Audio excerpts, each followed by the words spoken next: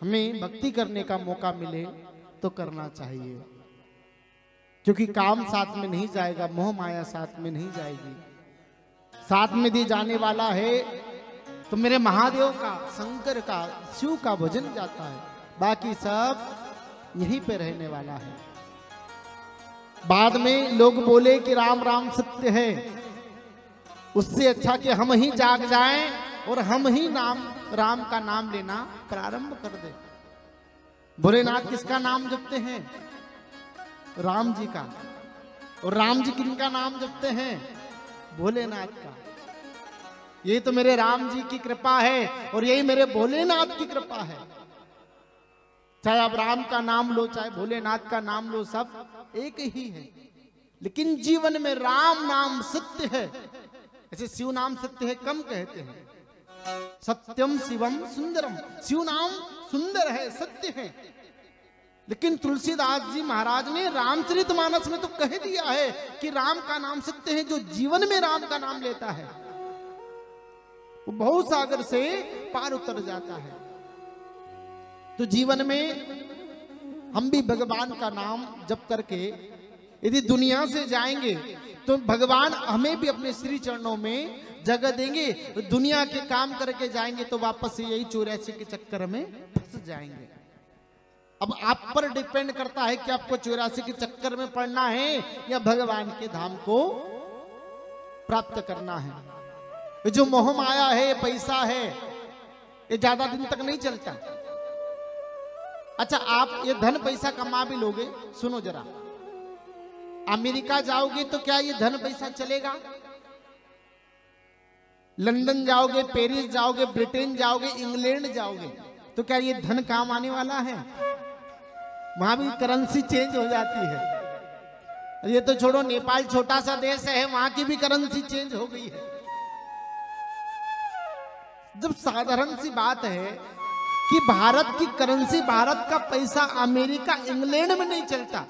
भाई अमेरिका कहाँ का हिस्सा है? इस पृथ्वी का हिस्सा है। इंग्लैंड कहाँ का हिस्सा है? इस पृथ्वी का हिस्सा है। ये कहाँ के हिस्से? सब इसी पृथ्वी के हिस्से हैं। तो ये धन पैसा जब अमेरिका में नहीं चलता, पेरिस में नहीं चलता, तो तुम पृथ्वी को छोड़ करके भगवान के धाम में क्या पैसे को चलाओगे? क्या वहां चलेगा? वहां भी तो करेंसी चेंज होगी ना। लेकिन वहां तो ये करेंसी की जरूरत ही नहीं है। फिर वहां पर क्या चलेगा? वहां पर बस एक ही कि तुमने कितना नाम का नाम लिया है, कितना शिव का नाम लिया है, कितना कृष्ण का नाम लिया है। केवल इसी चीज की कमाई करो ताकि आप भगवान के धाम में भी जाओ तो बड़े अच्छे से व्यापार कर सको, बड़े अच्छे से रह सको। एक ही नाम साथ में जाता है, बाकी सब यही रह जाता है। हर वक्ता कहते हैं, हर सत्संग में यही बात बताई जाती है। क्योंकि हमको भी 100 नहीं चाहिए, 50 नहीं चाहिए, 10 चाहिए, लेकिन जो परिपक्व हो, जो भगवान की बात को सुनने वाले हो। अभी शिव महापुराणों में खूब लाखों की संख्या में भीड़ लगती है, लेकिन सच बताओ कि कितने सच्चे भक्त होते उसमें से? 10, 20, 25, 50 भक्त बड़ी मुश्किल से सच्चे होंगे।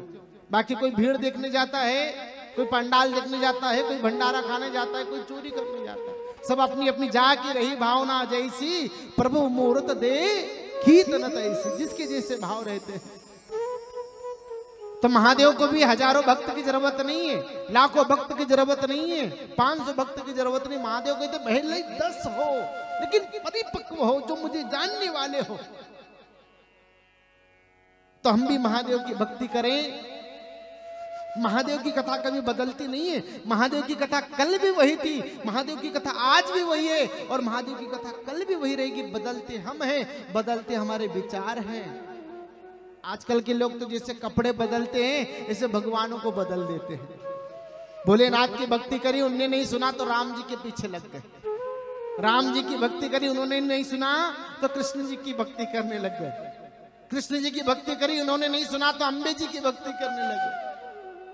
अम्बे जी का भजन किया, उन्होंने नहीं सुना तो मारुति नंदन की भक्ति करने लगे। कोई तो सुनेगा। मेरी माँ, एक नाव में यदि पैर रखोगे ना भैया तो बहुत सागर से पार उतरोगे, और एक नाव से दूसरी नाव, दूसरी नाव तीसरी, तो जान गवा बैठोगे और कभी भव सागर से पार नहीं उतर पाओगे। इसलिए एक देवता कोई से भी हो, और हो सके तो देव आदिदेव महादेव भोलेनाथ को अपना इष्ट बना लो, क्योंकि सारा जगत का कल्याण करने वाले वही तो है, परमपिता परमात्मा महादेव।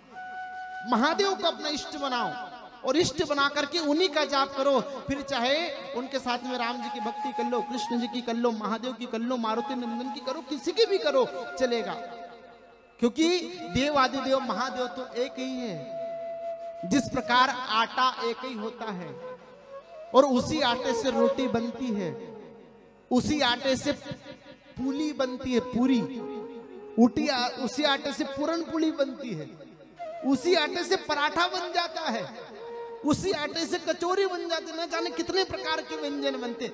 आटा तो एक ही है और पेड़ भी सबसे बढ़ता है। मूल तत्व आटा एक ही है, उसके प्रकार अलग अलग है। अब जिसको पराठा अच्छा लगता है पराठा खाता है, जिसको पूरी अच्छी लगती है पूरी खाता है, जिसको पुल्का रोटी अच्छी लगती है पुल्का रोटी खाता है, जिसको बाटी अच्छी लगती है बाटी खाता है।